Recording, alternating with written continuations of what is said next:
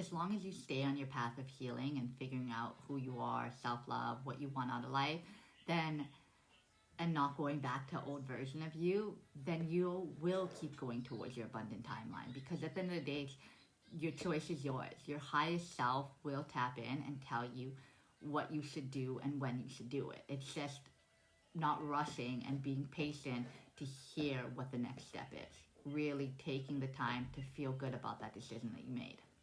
And pay attention to the signs. Like, I'll give you an example.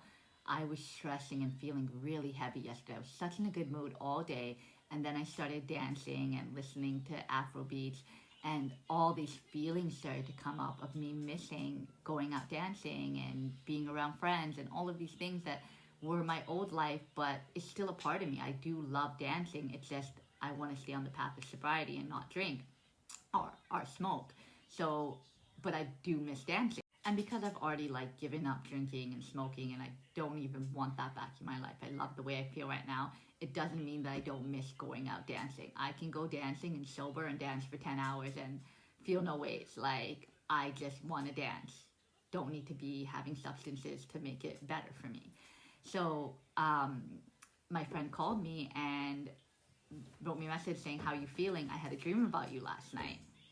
I was praying last night and this morning, like, give me a sign, give me some direction, help me see what I'm supposed to do, help me make this decision, that it's the decision that is gonna keep me on my most abundant timeline. So basically what that friend's dream was about was that they saw me in a house, a glass house, and usually glass houses are in nature, but this glass house was, it was in a city, like it was around buildings, and there was people all around the house, like all around. It was like you couldn't even see through because of the people that were around it.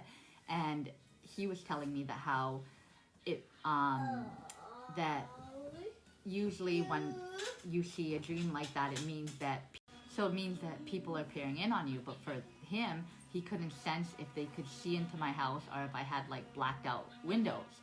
So it wasn't like that clear on terms of whether the people were peering in on me now.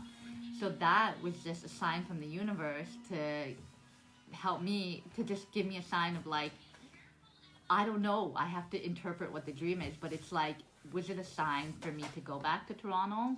Or so it could be interpreted in so many ways. So was this a sign for me to go back to Toronto or not to go back to Toronto because people would be peering in on me? Or was it a sign that if I go back, I'm protected, that people are not going to be being able to see into my life and attacking me with their energy? So it's like, it could be interpreted in so many ways, because he didn't see nature, right? It wasn't a place where I am right now. It was a place where I was or where I'm meant to go, whether it's Toronto or whether it's somewhere else, but it was a city.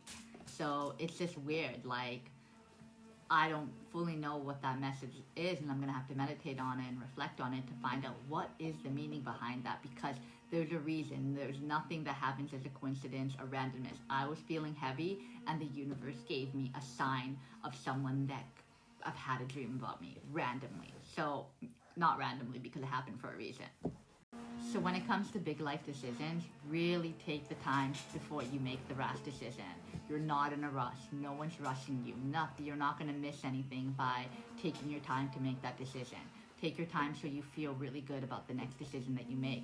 And pay attention to the signs, the angel numbers, the people, the conversations, the videos that you come across that are all trying the universe way of communicating with you for you to help you with that decision.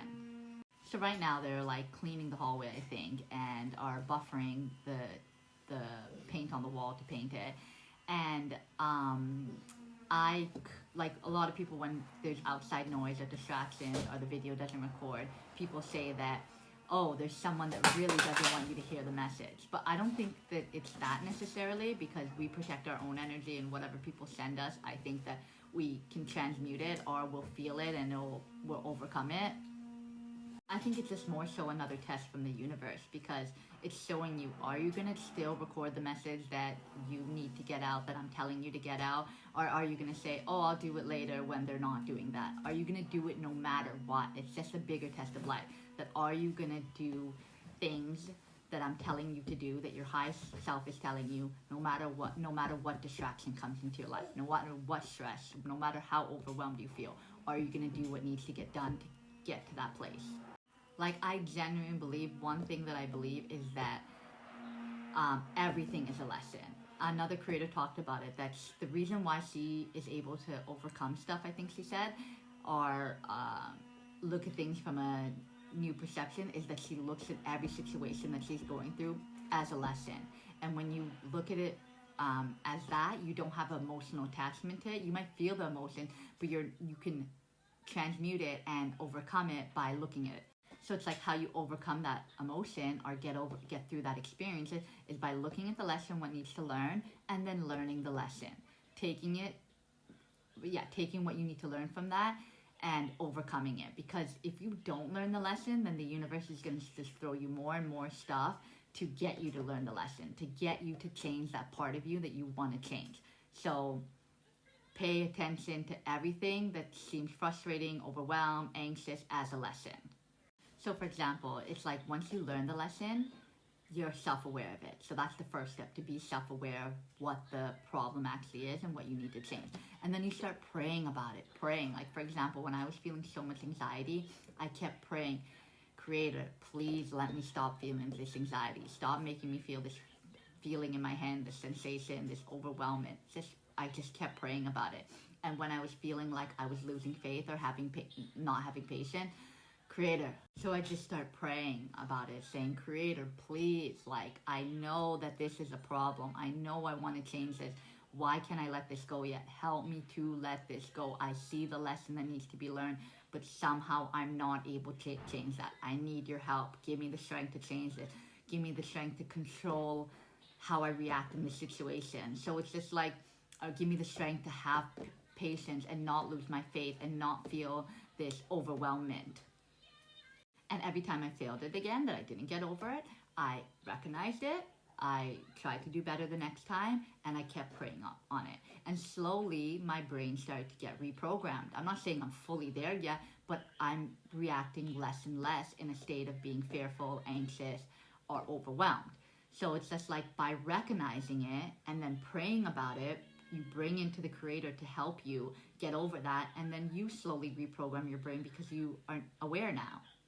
So it's like life is just a series of lessons that we have to learn and overcome to draw in the abundance that we're looking for. Abundance in our home, abundance in our divine counterpart, abundance in our relationship with our kids, family, friends, abundance in our food, abundance in our wealth. Like, we draw that all in just by learning the lessons that we need to learn in this life, not shying away from them, facing them head on and saying, I'm going to tackle you.